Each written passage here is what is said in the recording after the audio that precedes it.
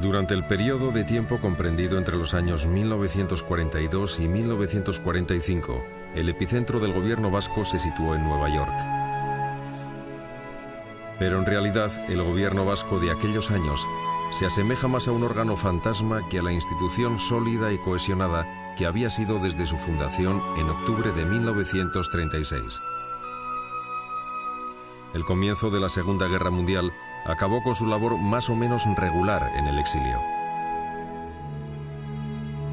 La desaparición del Lendakari y su larga odisea en la clandestinidad decapitaron al gobierno que ahora, de hecho, ya solo existía sobre el papel. El diputado Manuel Irujo, para dar continuidad a la política institucional nacional de los vascos, fundó en Londres en julio de 1940 el Consejo Nacional de Euskadi, organismo que él mismo disolvió, no sin polémicas, tras la reaparición del Lendakari en 1941. Sin embargo, una vez en Nueva York, el Lendakari no pudo contar con la presencia de ninguno de sus consejeros, ya que se encontraban dispersos o bien habían fallecido.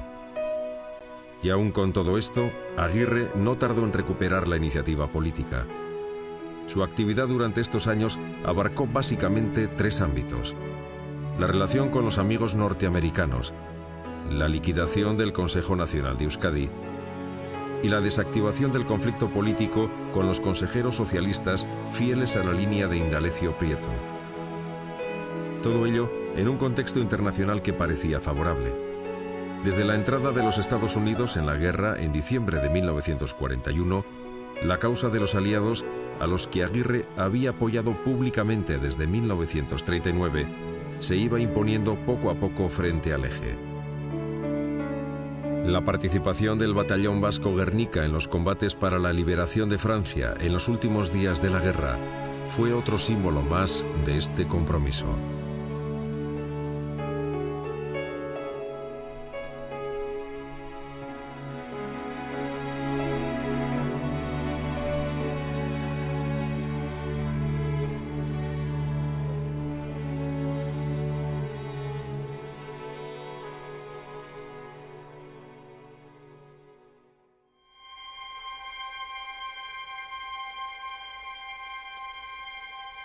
Apenas llevaba un mes el Lendakari en los Estados Unidos cuando un dramático acontecimiento alteró bruscamente el trayecto de la historia.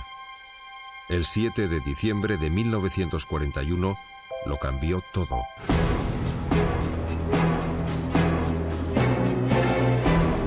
Un ataque sorpresa de la aviación japonesa destruyó gran parte de la flota norteamericana del Pacífico en Pearl Harbor, causando un total de 2.400 víctimas.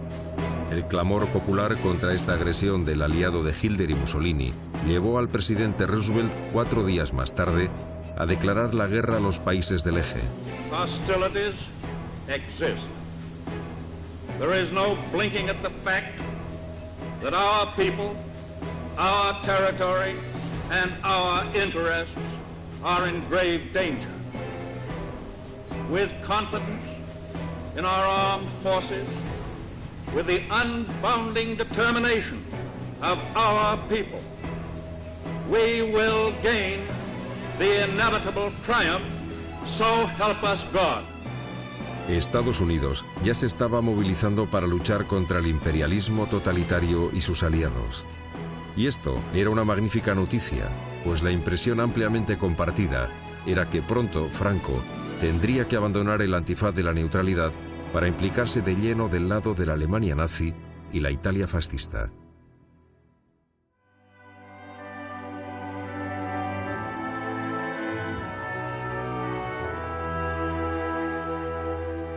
Para entonces, Aguirre, su mujer y sus dos hijos, Aintzane y Joseba, ya se habían acomodado en su nuevo entorno. Su tercer hijo, Iñaki, nacerá en 1943. La familia vivía en White Plains, una pequeña y próspera localidad situada a unos 45 kilómetros al norte de Nueva York.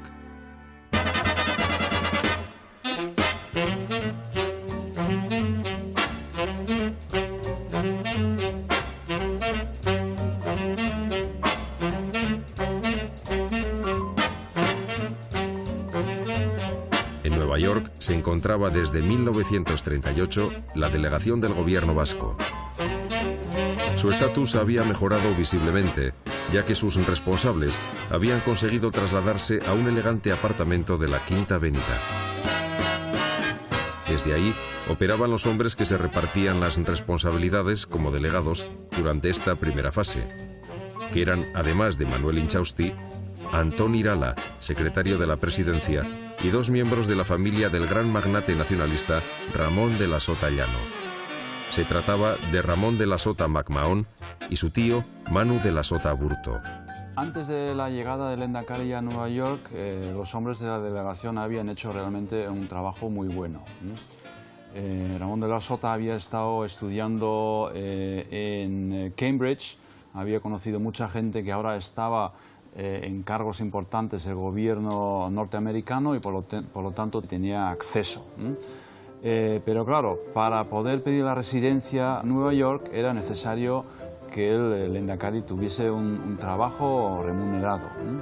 Y ahí entra en escena Inchausti, que sin que lo supiera el propio Lehendakari, comienza a hablar con los responsables de la Columbia University en Nueva York y le consigue un contrato de profesor universitario. Manuel María de Inchausti Romero era un vasco filipino multimillonario que vivía a caballo entre Donosti y Manila.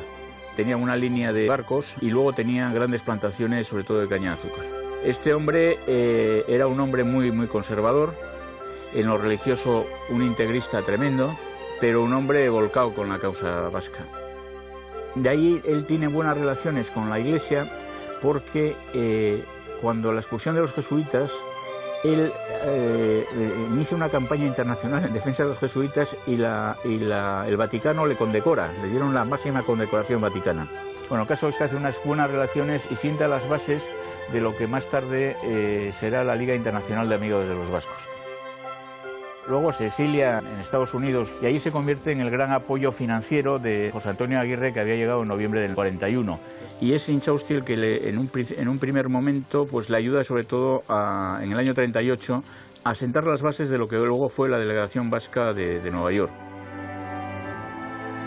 Tras recibir luz verde por parte del gobierno americano, Inchausti entró en negociaciones concretas con Carlton Hayes, director del Departamento de Historia de la Universidad, amigo personal del presidente Roosevelt y futuro embajador en Madrid.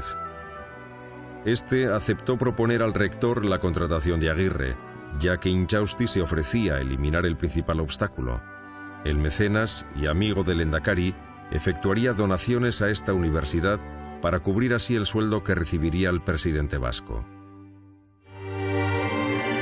Así pues, desde el 6 de abril de 1942 y hasta el cese de su contrato por renuncia el 6 de abril de 1946, poco antes de regresar definitivamente desde Nueva York a París, Aguirre recibió $375 como honorario al mes. El Lehendakari nunca supo de este acuerdo de Inchausti con la universidad. Aguirre siempre creyó que fue el mismísimo presidente de los Estados Unidos quien había facilitado el contrato como condición imprescindible para obtener la residencia en el país. Junto a su actividad docente, también tuvo tiempo para escribir un libro sobre su famosa odisea, de Guernica a Nueva York pasando por Berlín, que en 1943 fue publicado por la editorial Ekin en Buenos Aires. Ekin es la gran obra bibliográfica del exilio político vasco. Y hay que añadir que Ekin publica las primeras o de las primeras obras en euskera en el exilio.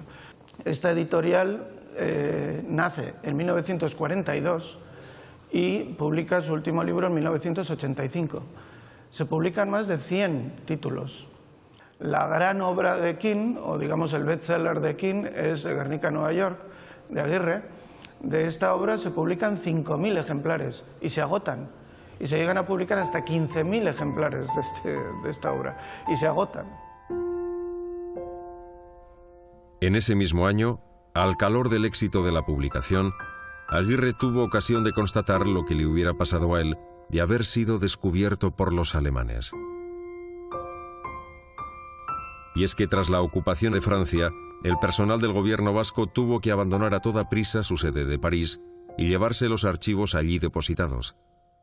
Pero en su precipitada huida se dejaron una parte de ellos, entre los que se encontraba la documentación sobre la Red Álava, una organización dedicada a facilitar la evacuación de perseguidos políticos y a dotar de información a los aliados desde el interior. Es un desastre, cogen a un montón, y entre ellos al jefe de la red, que es el ingeniero Luis Álava Isautu de Vitoria, que era el que dirigía la red. Es el famoso proceso de los 26, que los condena prácticamente a muerte a todos menos a 2 o 3. Intervienen obispos, interviene la iglesia, interviene el mariscal Petén mismo, que hace un escrito suplicándole a Lequerica clemencia, y al final revisan el proceso y solo queda condenado a muerte Luis Álava. En la desarticulación de esa red tuvo mucho que ver un siniestro personaje conocido como Agente 447, que era el nombre en clave del fiel colaborador del embajador franquista José Félix de Lequerica. Su nombre era Pedro Urraca Rendueles. La llegada de Pedro Urraca Rendueles a la Embajada de España en París, el 8 de noviembre de 1939, marcará definitivamente la vida de los exiliados republicanos vascos y catalanes, fundamentalmente en Francia. ¿Por qué? Porque Pedro Urraca llegaba a la embajada aparentemente como agregado policial. Pocas semanas después, como él mismo describe en sus dietarios, su vida cambia por completo porque se le encarga vigilar, reprimir, detener, deportar y posteriormente muchos de ellos terminarían asesinados a determinados republicanos en el exilio, básicamente cargos, pero también exiliados de población civil que sufrirán las consecuencias de en realidad una red muy compleja de represión que no solamente estaba articulada por el franquismo, sino que participaba la policía secreta alemana y el régimen de Vichy. Y aquí la figura de Pedro Urraca es clave, porque él fue realmente el eslabón que unió las 3 policías para toda esta represión. Urraca, bajo el seudónimo de Unamuno y con la placa E8005, también colaboró estrechamente con la Gestapo. En este marco de extorsión y de apropiación y expolio de bienes republicanos, se produce la apropiación de la sede en Avenida Marceau número 11. A partir de aquí se instalan en esos despachos y desde allí salen órdenes selladas con esa dirección de la Embajada Española para que se produzca la investigación y posteriormente la detención de personas como el presidente Lluís Companys, el exministro Julián Zugazagoitia, incluso el lehendakari Aguirre y otros personajes significados del exilio republicano, entre los cuales también el presidente Manuel Azaña. Sabemos que incluso Pedro Urraca, como describe él en sus dietarios, acompaña a Companys desde su salida de la cárcel hasta la frontera de Hendaya para entregarlo a las fuerzas franquistas. Urraca en esa frontera le hace una fotografía a Lluís Companys, se la envía a su mujer y le pone una nota diciéndole: yo le he tratado bien, a partir de aquí yo no sé qué va a pasar. La detención del presidente Lluís Companys y la detención del exministro Zugazagoitia se produce por exactamente el mismo procedimiento. Una investigación previa a cargo de Pedro Urraca y después los dos corren la misma suerte, y es que son fusilados con pocas semanas de diferencia. Primero Companys y posteriormente Zugazagoitia, uno en Barcelona y el otro en Madrid.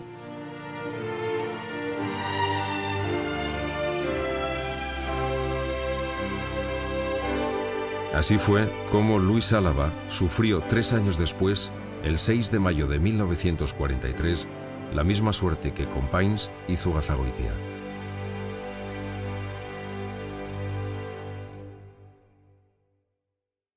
Gracias a su puesto de profesor en la Columbia University, Aguirre pudo entrar en relación con mucha gente importante, gente que se suponía iba a tener un papel relevante en la reconstrucción de la Europa democrática de la posguerra. Ahí se encontró, por ejemplo, con el ex canciller alemán Heinrich Brüning del Partido del Centro. Ahí se encontró también con Luigi Sturzo, fundador del Partido Popular Italiano, del cual surgió precisamente la democracia cristiana. Ahí también se encontraba con Jacques Maritain, importante filósofo, pensador, humanista francés, quien además era miembro de la Liga Internacional de los Amigos de los Vascos. Pero aparte de todo eso, ¿qué era lo que para los americanos hacía especialmente interesante la figura del Lendakari? ¿Qué podía el Lendakari ofrecer a cambio de su colaboración? Había para los americanos dos cuestiones fundamentales. La primera era la amplia red organizativa y los contactos desarrollados, sobre todo en los países de América Latina, a través de las delegaciones y los centros vascos. La segunda era la posibilidad de obtener información a ambos lados del Atlántico a través de los servicios vascos de información y propaganda, que habían nacido en 1936, al inicio de la Guerra Civil, por iniciativa del PNV, y que enseguida se integraron en el conjunto de los servicios del gobierno vasco, formando parte del Estado Mayor del Ejército de Euskadi. El primer gobierno vasco asume lo que hasta entonces era el Servicio Vasco de Información y Propaganda, que en realidad era un sistema de enlaces y de contrapropaganda que hacían enlace con Bayona y propaganda en medios internacionales, sobre todo en la parte de Iparralde, en la parte vasco-francesa.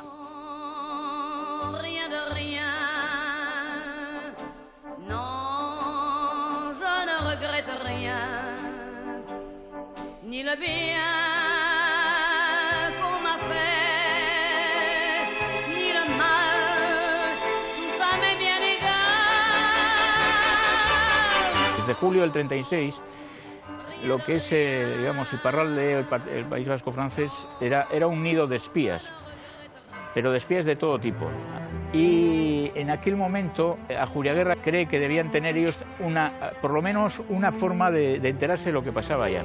Y así se creó un pequeño grupo de información. Nace un poco el núcleo del servicio de información, que al principio es para mantener el contacto con el interior todavía, que no ha caído. Por ejemplo, todas las publicaciones franquistas las necesitan para hacer boletines de prensa. Y luego, sobre todo, lo que se dedicaron durante mucho tiempo era a sacar los expedientes de la audiencia, expedientes de los condenados a muerte, para hacer intervenciones internacionales para salvarle la vida a los que pudieran. Como jefe político de aquella organización, que era el Servicio Vasco de Información y Propaganda, queda José María Lasarte. Era un abogado guipuzcoano de Donosti, muy vinculado al Partido Nacionalista Vasco desde su juventud. El papel más importante es a partir del 18 de julio del 36. Las elecciones de febrero de aquel año le había salido elegido a diputado a Cortes por Guipúzcoa junto a Manuel Irujo. Cuando se tienen las noticias de la sublevación militar, que todavía no estaban claras las posturas de unos y otros, Manuel Irujo y José María Lasarte se presentan al gobierno civil de Guipúzcoa para decir que la fuerza a la que representaban estaba incondicionalmente a favor de la legalidad. Incluso cuando todavía el Euskadi Buru Batzar, el Consejo Nacional del PNV, no había tomado la decisión definitiva. Él va a ser durante casi todo el tiempo el responsable político del servicio, y el jefe ejecutivo era un irunés llamado Pepe Michelena. Y sobre todo ya información más importante, por ejemplo, información militar, información política, información económica, información religiosa, y esto está en relación con los contactos que empieza el Partido Nacionalista Vasco en la zona de Bayona con los servicios secretos franceses. Entonces esos contactos se convierten en regulares y claro, los militares franceses tienen mucho interés en las cuestiones militares y en la influencia de los alemanes, de los nazis en la zona, armamento. El grupo fuerte de los servicios se refugia un tiempo en Dax, hasta que por mediación de Ibarnegaray y presiones del embajador franquista, que era Lequerica, internan a un montón de dirigentes vascos y a los del servicio en el campo de concentración de Gurs. Entonces, ¿cuál es la estrategia, digamos, cuál es la estructura del gobierno vasco en el exilio? Se crean delegaciones. En un principio son delegaciones comerciales únicamente, pero a partir de 1938 se convierten en delegaciones políticas. Hay que tener en cuenta la conferencia panamericana de 1940, por ejemplo. En esa conferencia, América es consciente de que está ocurriendo una guerra en Europa y que va a haber una inmigración masiva de europeos a América.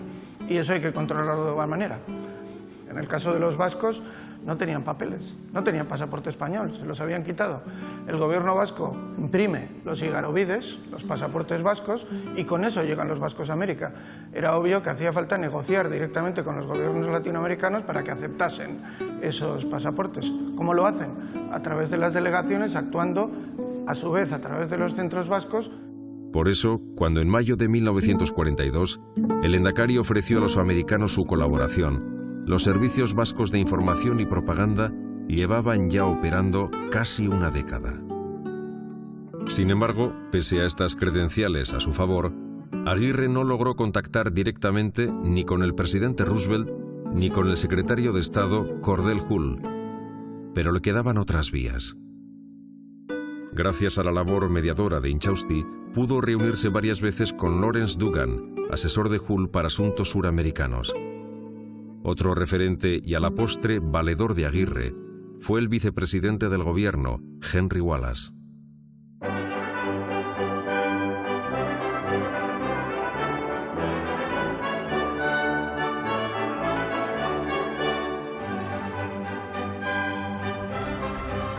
Wallace era un hombre muy activo, popular y controvertido, que se encontraba en la cúspide de su carrera política, por suerte para el Endacari en el tiempo en el que coincidió con él, y siempre había mostrado un interés en las cuestiones hispanoamericanas. Sin embargo, la carrera política de Wallace pronto entraría en su fase decadente y terminó con la polémica sustitución, apoyada sutilmente por Roosevelt, como candidato a la vicepresidencia por el más conservador Harry Truman, en la turbulenta convención demócrata celebrada en Chicago en julio de 1944. Pero además de Wallace, todavía faltaba otro de los buenos e influyentes amigos de Inchausti, el nombrado por Roosevelt director de la Oficina de Asuntos Interamericanos, el magnate Nelson Rockefeller. Rockefeller estuvo muy vinculado con los vascos porque fue él, o fue a través de él, a través de quien se negociaron los acuerdos de colaboración de los servicios secretos vascos con los servicios secretos norteamericanos. Aguirre presenta la posibilidad de hacer una gran campaña democrática y católica y cristiana, es decir, influir en los medios católicos latinoamericanos. Los americanos querían convencer a los católicos que los malos eran los nazis, sobre todo cuando en Latinoamérica la mayoría de los católicos eran pronazis y profascistas italianos. Los exiliados vascos, que eran todos católicos de misa diaria, pues se ponen a trabajar para ellos, sobre todo tratando de atraer a la opinión pública católica a la causa democrática aliada. A través de Max Ascoli, uno de los principales colaboradores de Rockefeller, se logró dar un paso hacia adelante con la idea de establecer una cooperación, sobre todo con vistas a Latinoamérica. Por primera vez, se habló no solo de las prestaciones vascas, sino incluso del valor de las mismas. La entrada que el Endacari registró el 29 de enero de 1942 en su diario refleja su impresión optimista, aunque no se fiaba del todo de Ascoli. Aguirre calculaba que para poner en marcha los servicios de información para el gobierno norteamericano haría falta una financiación inicial de $30.000 y una subvención para el periódico oficial del gobierno vasco, Eusko-Deia, con el fin de duplicar su tirada. Sin embargo, las cosas no acabaron de salir. Estas propuestas de cooperación entre los vascos y el gobierno americano generaron bastantes polémicas dentro del propio gobierno norteamericano, polémicas de las cuales el Endacari en su momento no sabía nada, como por ejemplo un informe de la División de Asuntos Culturales en el cual se rechaza encargar esa labor propagandística en América Latina a lo que se llamaba en este informe un grupo regional español, añadiendo además, y cito literalmente, que teniendo en cuenta que demasiados españoles en el Nuevo Mundo están empeñados en mantener los odios políticos que les caracterizan en su patria, por lo tanto, concluye ese informe, era muy desaconsejable trabajar junto con los vascos. Finalmente se recuperó la confianza.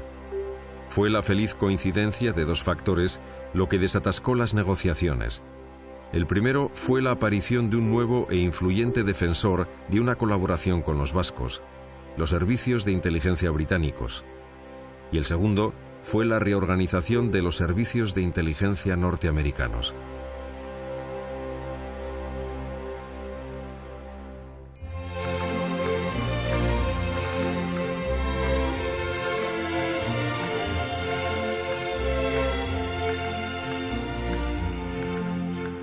La inteligencia británica contaba ya casi desde el comienzo de la guerra con un largo historial de colaboración con los servicios vascos. Primero en Londres y luego, tras la llegada de Manu de la Sota, en Nueva York. Gracias a esta colaboración, en diciembre de 1941, los agentes británicos lograron hacerse con las instrucciones secretas del gobierno español a todos los capitanes de la flota mercante española ante una eventual entrada de España en la guerra. Los propios británicos solicitaron del Endacari una colaboración especial: la grabación de un mensaje suyo en castellano y euskera para que fuera emitido en caso de que Franco entrara en guerra, pues muchos de los barcos franquistas estaban tripulados por vascos. A mediados de 1943, después de que el Endacari convenciera personalmente a un conserje vasco de la embajada española en Washington, los británicos accedieron a las claves secretas que permitieron descifrar todos los mensajes que el Ministerio de Asuntos Exteriores español enviaba a sus embajadas. Gracias a estos notables éxitos, los vascos se labraron la fama de eficientes y fieles colaboradores de la causa aliada. Los británicos, cuyos diplomáticos insistían que se debía hacer todo lo posible para evitar la entrada de Franco en la guerra, sacaban un gran rendimiento de esta colaboración, que políticamente además no les comprometía a nada. Por tanto, las voces que en Washington se oponían a este tipo de cooperación iban perdiendo peso. Resultaba difícil rechazar un trato con los exiliados vascos, cuando de hecho en la práctica ya existía. Gracias a la estrecha coordinación entre británicos y norteamericanos en las cuestiones del contraespionaje, los informes sobre los logros de esta cooperación con los agentes vascos llegaban a la mesa del presidente Roosevelt. Una función central en este tema desempeñaba William Samuel Stephenson, el máximo responsable de los servicios de espionaje británicos en Nueva York, encargado sobre todo del área de América Latina, y a la vez el representante personal de Churchill ante el presidente norteamericano. Stephenson, a la cabeza de la British Security Coordination, adquirió así una enorme influencia en la política americana, lo que también se reflejaba en la ubicación física de su agencia, situada nada menos que en las plantas 35 y 36 del imponente Rockefeller Center, en el corazón de Manhattan. El británico no tardó mucho en contactar con Aguirre, quien tras este primer encuentro ya se mostró optimista. Ciertamente, las cosas marchan, escribiría Aguirre en su diario. El presidente Roosevelt había encargado al coronel William G. Donovan una reestructuración y coordinación de todos los organismos que dentro del gobierno americano trabajaban en el ámbito del espionaje y de los servicios de información. Y el Aguirre, el Endacari, tenía estrechos contactos con colaboradores muy cercanos al propio Donovan.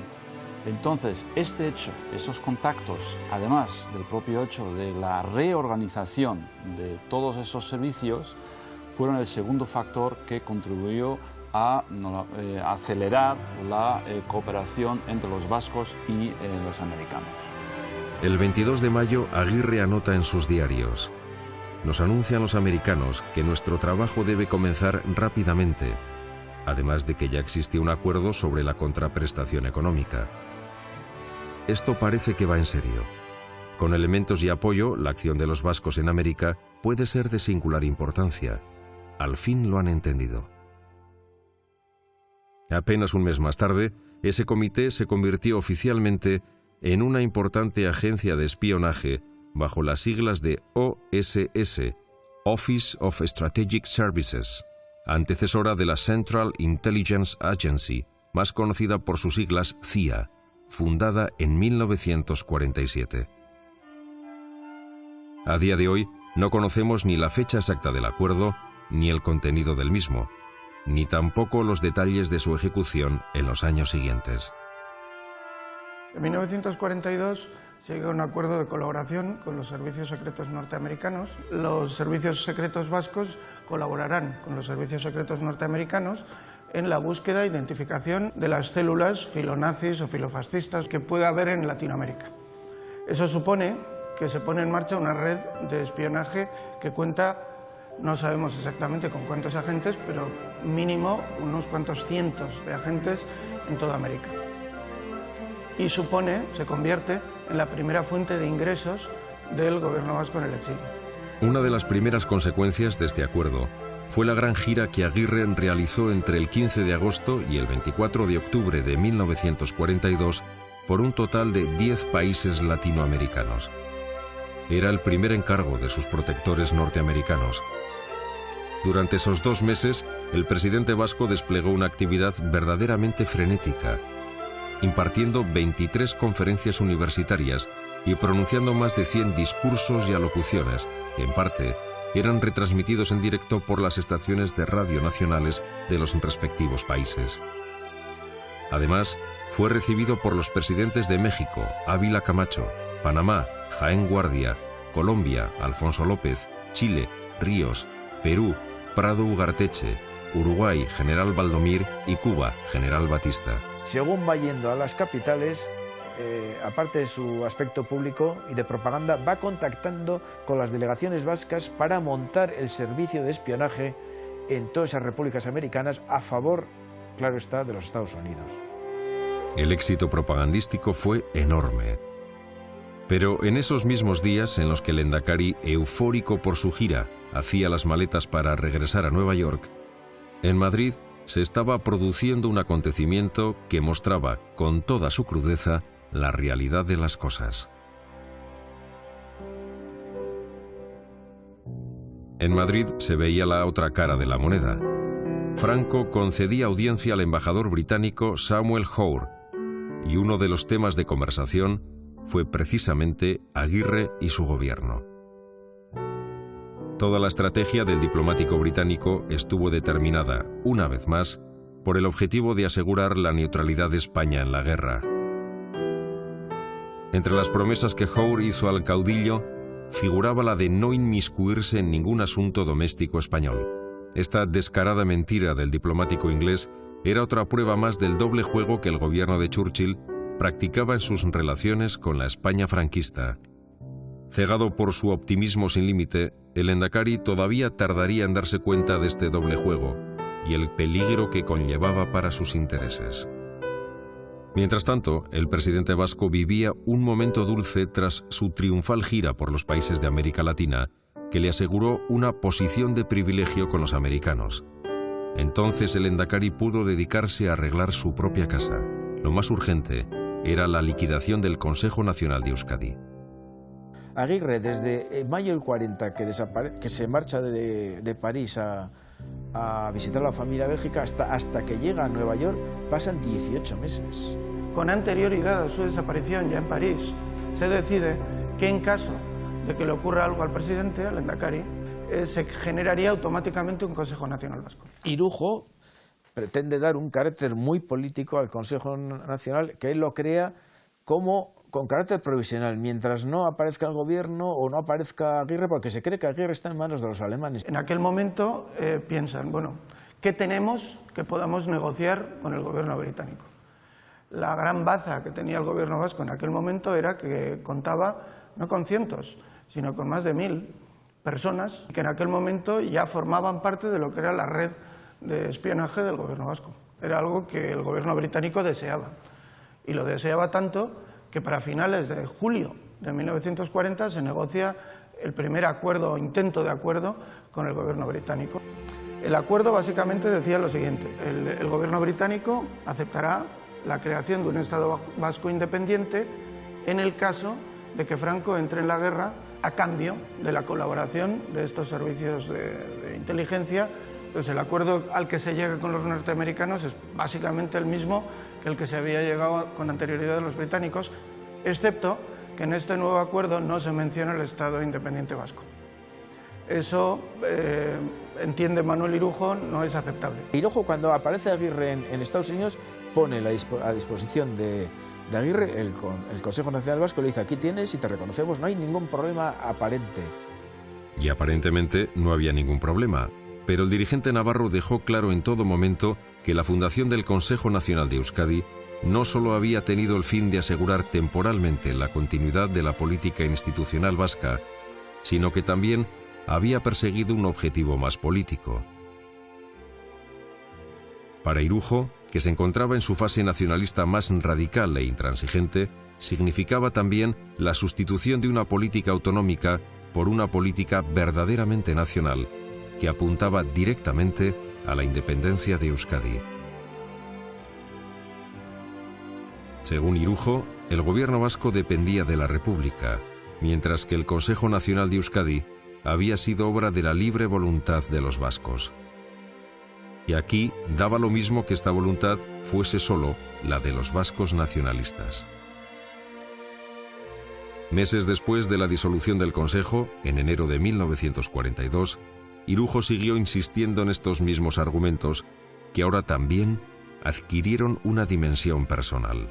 Se querían mucho, se respetaban mucho, que es más que quererse. Los dos tenían mucho genio. El tío Manuel era un hombre explosivo, era un hombre de mucho temperamento.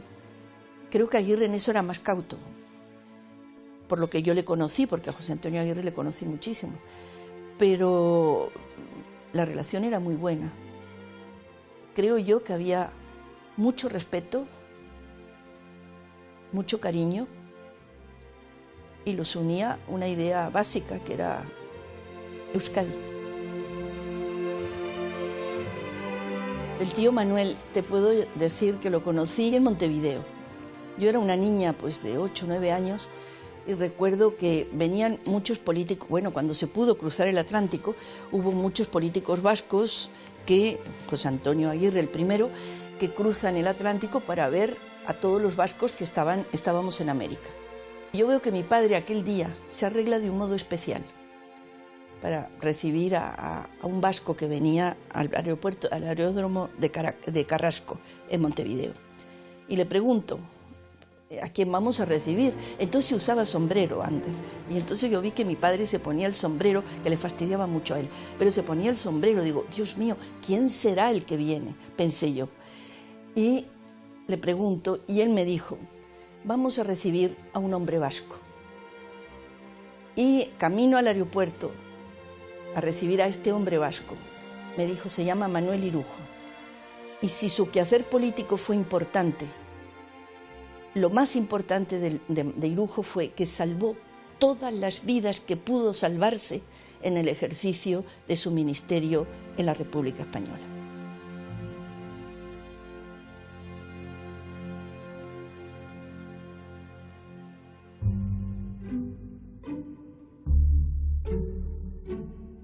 Las críticas del Lehendakari a su amigo Irujo fueron el punto de partida de su transición hacia la recuperación del nacionalismo más pragmático y pactista, y la definitiva superación de las tentaciones de forzar la asimilación política de los demás partidos en torno al nacionalismo hegemónico del PNV. Esta evolución tuvo que repercutir necesariamente en el conflicto abierto que desde 1939 enfrentaban el gobierno vasco a los nacionalistas del PNV con los socialistas vascos fieles a la línea de Indalecio Prieto. Tras el retorno de Aguirre a la política en el verano de 1941, el líder socialista había articulado en su exilio mexicano un discurso nacionalista español con el fin de construir una posición de fuerza para la confrontación con el Lehendakari y el consejero socialista Santiago Aznar, quien se había mantenido fiel a la línea del Lehendakari. Aguirre no pudo obviar este aviso de Prieto.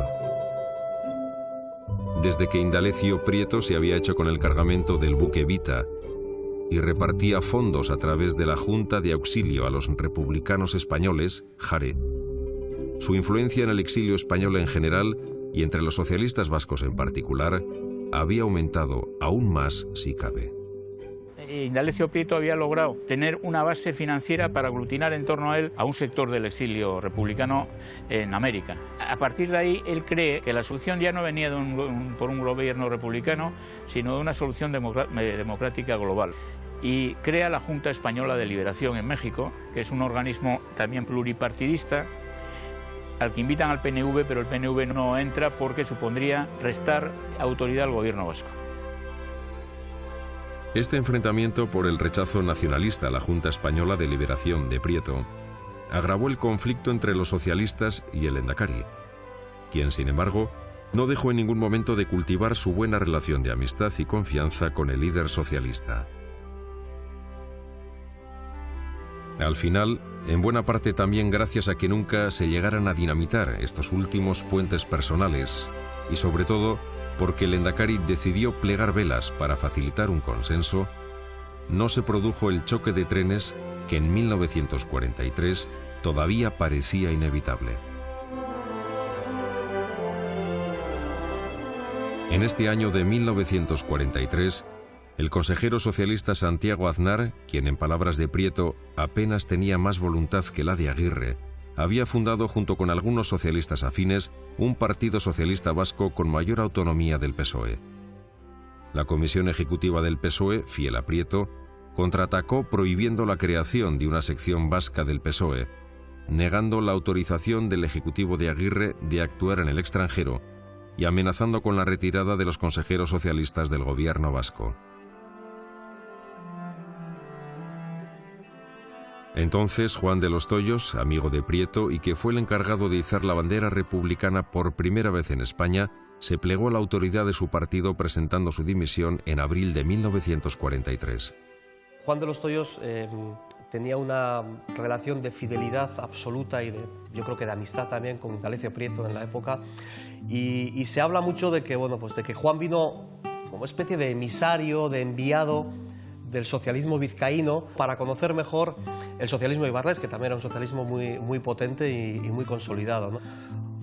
Es verdad que sus primeros años los vivieron en Baracaldo, en el barrio de Luchana, partiendo de un barrio obrero, pues ya sus primeros movimientos o sus primeros compromisos ideológicos fue a través del mundo del trabajo.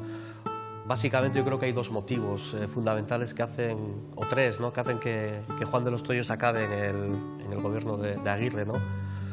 Uno, primero, la voluntad que había de crear un gobierno de concentración. Uno, segundo, yo creo que era la valía política de Juan de los Toyos. Y la tercera, yo creo que sin duda era la confianza que en él tenía Indalecio Prieto.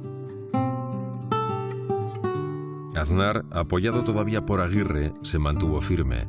Pero 2 meses más tarde, los socialistas prietistas lo expulsaron por fomentar la escisión del partido, rompiendo formalmente sus relaciones con el ejecutivo de Aguirre y provocando así la crisis más grave que el gobierno vasco iba a sufrir en el exilio. Santiago Aznar es un dirigente socialista vasco y con su hermano Julio fue uno de los promotores de un periódico socialista que se llamaba La Lucha de Clases. De tal manera que cuando se forma el gobierno vasco era el dirigente más indicado de Vizcaya para ser consejero de una cartera importante, que era la cartera de Industria. Una de las primeras medidas que tuvo fue, él se da cuenta que en los barcos había muchísimos problemas con las banderas. Y él propuso que la Icurriña, que era una bandera bastante conocida en la época, fuera reconocida como la bandera oficial del gobierno vasco. Y esa es una iniciativa que él tuvo y que el gobierno lo asumió como propia. Era un socialista y estaba por socialista, pero se enamora políticamente de la figura de José Antonio Aguirre. Él se pone del lado de aquellos que pensaban que los consejeros socialistas debían responder al socialismo vasco. Entonces, Santiago Aznar se enfrenta a Prieto. Fue un enfrentamiento que duró 3 años. Al final, el Endacari Aguirre, después de la Segunda Guerra Mundial, tiene que reducir el gobierno, sobre todo por la situación económica, y en esa reestructuración del gobierno es cuando cae Santiago Aznar.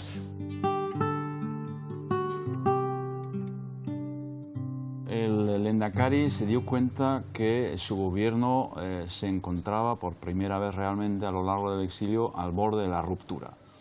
Y es entonces cuando él decide proceder a un giro estratégico y retroceder un poco en sus exigencias hacia los socialistas.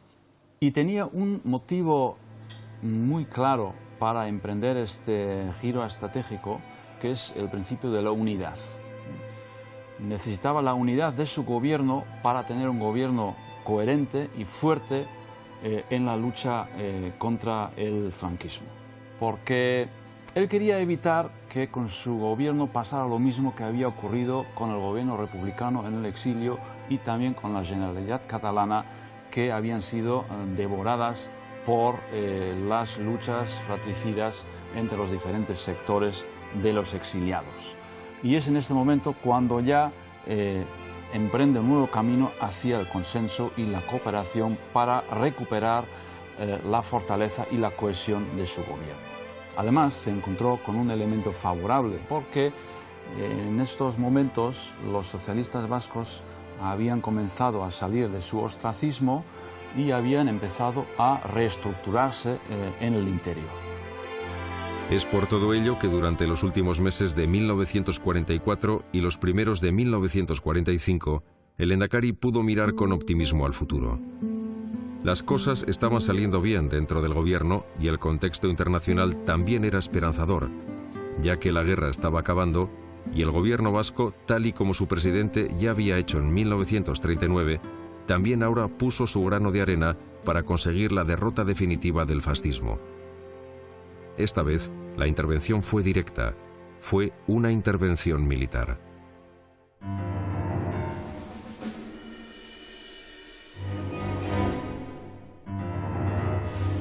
En 1944, Kepa Ordoqui, militante de ANV y antiguo Gudari, había agrupado a unos 200 guerrilleros vascos que inicialmente tenían previsto alistarse con los grupos guerrilleros de la Unión Nacional Española, controlada por el Partido Comunista.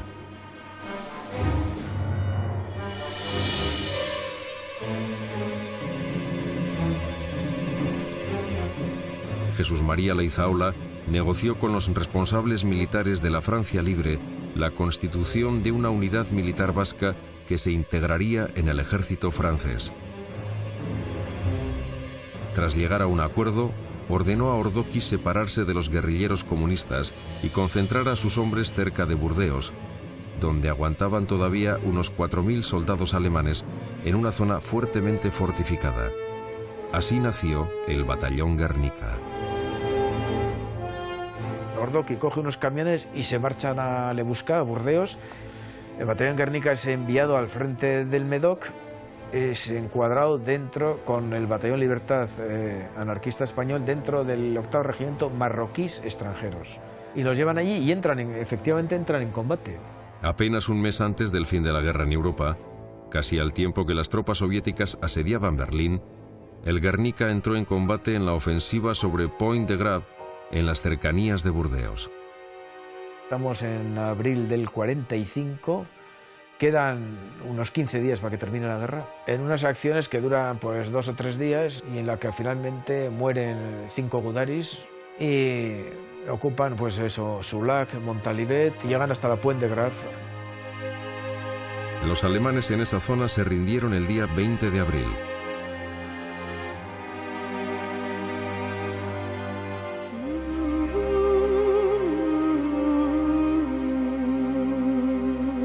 Diez días después, la tarde del 30 de abril, Hitler se suicidaba junto a su esposa Eva Braun en el Führerbunker donde se ocultaban. El 2 de mayo, el general Weidling, al frente del Estado Mayor del ejército alemán, anunciaba la rendición incondicional de Berlín a los soviéticos. Finalmente, el 8 de mayo de 1945, el alto mando alemán se rindió incondicionalmente a los aliados, finalizando de esta forma la guerra en Europa.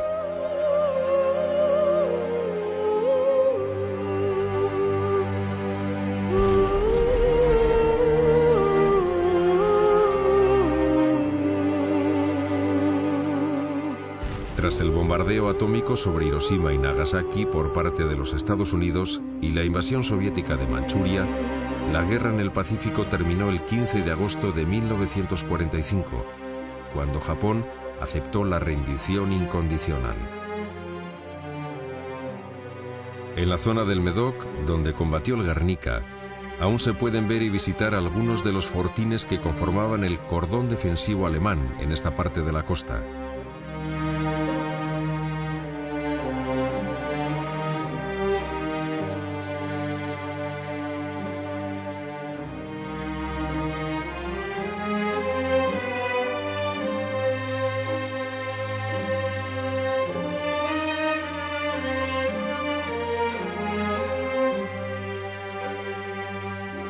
Y quedan también homenajes para recordar a todas aquellas personas que combatieron en estas tierras por la causa de la libertad.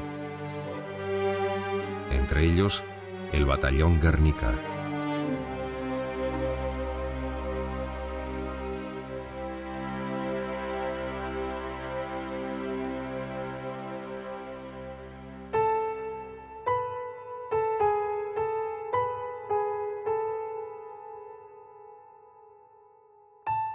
El Endacari, que a principios de abril había viajado a París, se trasladó a la zona de Burdeos para rendir un homenaje a los soldados del Guernica.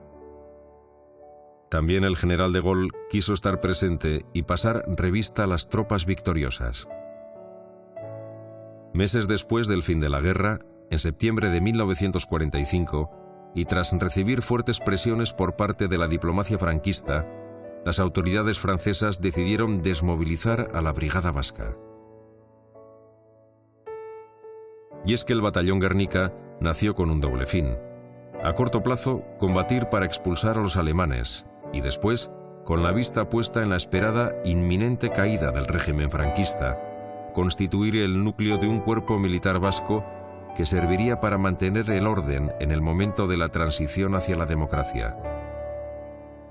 No pudo ser, pero de momento lo que contaba era la sangre que los vascos habían estado dispuestos a verter para la causa de la libertad y el prestigio y reconocimiento que había recibido el Batallón Guernica y, por extensión, sus responsables del gobierno vasco.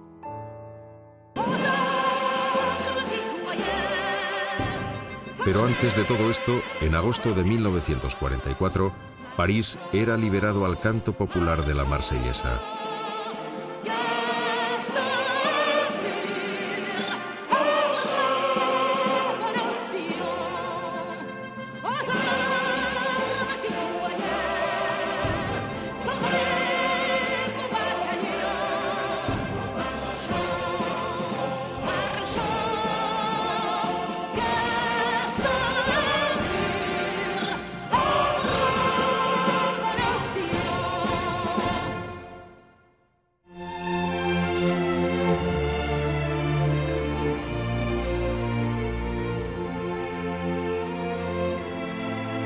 Fue entonces cuando Javier Landaburu pudo negociar con éxito la recuperación del emblemático edificio de la Avenue Marceau, sede de la delegación del gobierno vasco y en manos de los franquistas durante los tiempos de la ocupación.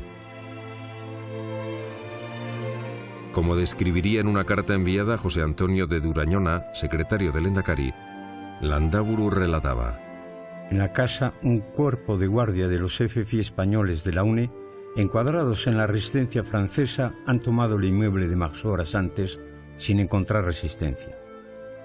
En el que fue despacho de Nardiz, el jefe de la guardia entrega las llaves a Hernández y este me las pasa a mí en nombre de la UNE.